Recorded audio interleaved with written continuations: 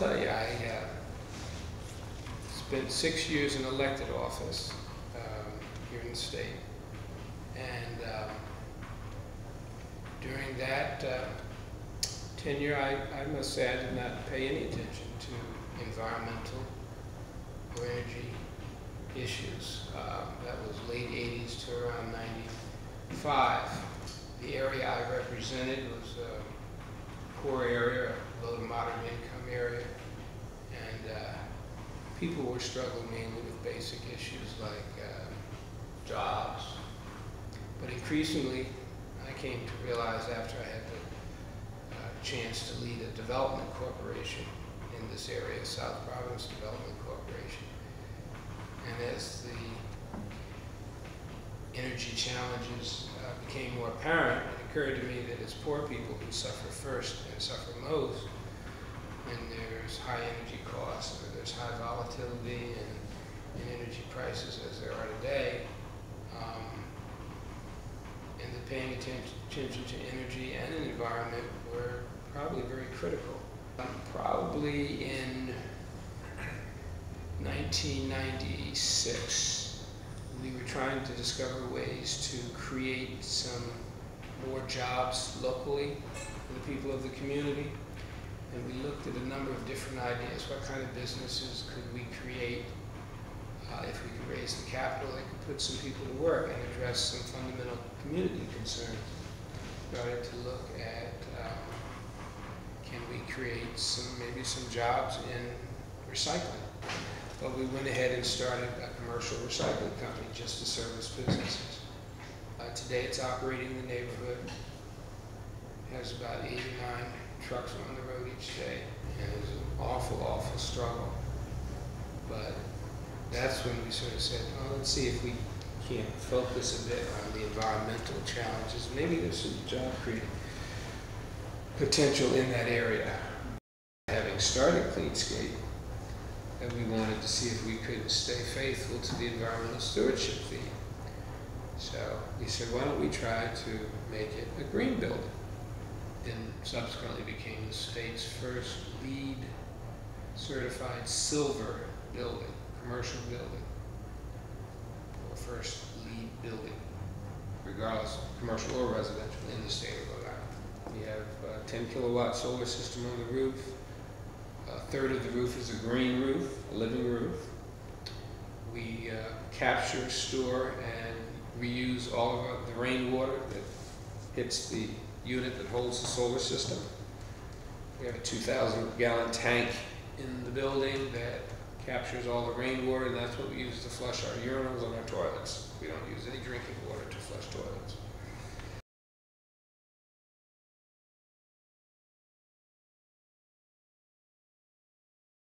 Everything adds up.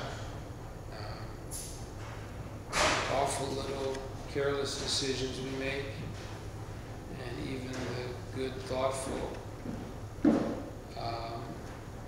planet-oriented decisions we make.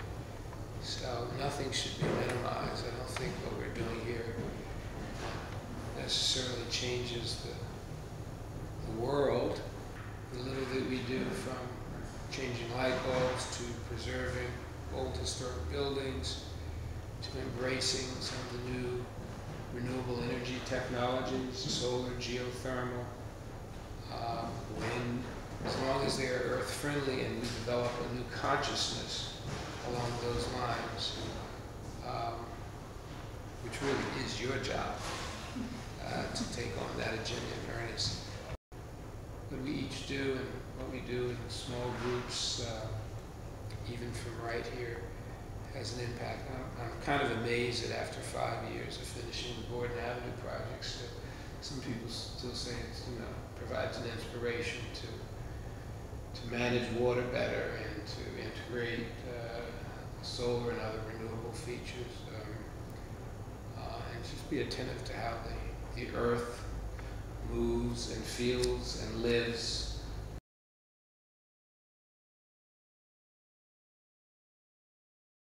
I think we have a special obligation, given our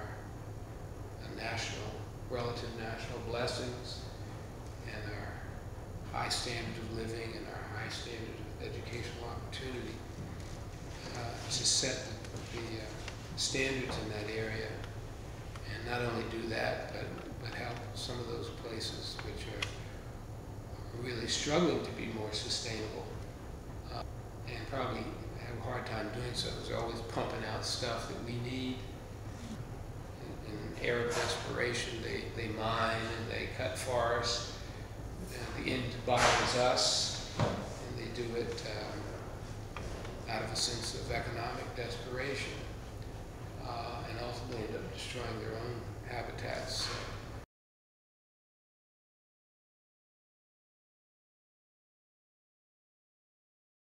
The government has obviously an obligation to regulate particularly critical things like air, water, national transportation systems and infrastructure. It's key to our economy. Hopefully some of these powerful voices will eventually make their case for helping the least able to help themselves in terms of weatherizing their homes, promoting smaller homes than we're building now, promoting it with an eye towards quality public transportation being available. Much better water management. Water is the next big issue we're going to have to contend with as a nation, if not a world. Most of the green work today is going on outside of low and moderate income communities. But we can't just see it happening on college campuses and in the high income community. And we've got to figure out a way to cause it to happen across the full spectrum of our class-oriented society.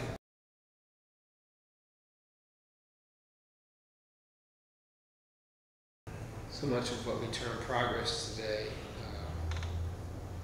is attributable to finding that miraculous material in the ground that had so many versatile uses. It was quite a miracle, and we have built a world economy on it for 150 years, not thinking that there was any consequence in terms of air quality, of burning fossil fuels, or that it would ever run out or begin to peak, which it has. I think we're entering a period where we're going to have to find ways to gradually transition from a fossil fuel-based economy to something else. We don't quite know what that something else is. It won't be something else that is all this or all that. It'll be a mixture of things, but we can't keep sucking this miraculous fluid out of the earth indefinitely. There's got to be consequences. I don't believe we can keep poking it with these long steel needles called oil drilling wells with no effect in the long term. I think it will have an effect. It is having an effect. And I guess if I have any remorse, it's that our generation didn't wake up a little sooner to this, because I do think the challenges your generation, when following yours, face will be formidable on the energy front. I have every confidence, and I'm optimistic that you all are going to wake up considerably earlier than we did and deal with it.